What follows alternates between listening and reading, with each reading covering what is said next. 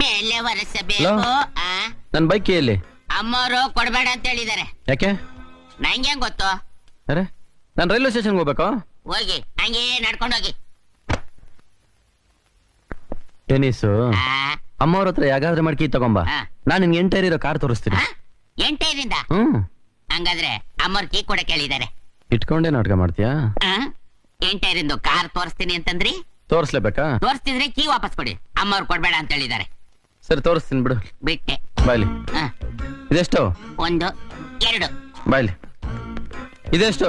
2 2 2 4. ಬಾ ಮತ್ತೆ. ಇದೆಷ್ಟು? 2 4 2 6. ಬಾ ಮತ್ತೆ. ಇದೆಷ್ಟು? 2 6 2 ಎಷ್ಟು? 8. ಮತ್ತೆ ಎಂಟರ್ ಆಯ್ತಲ್ಲ, ಬರ್ಲಾ?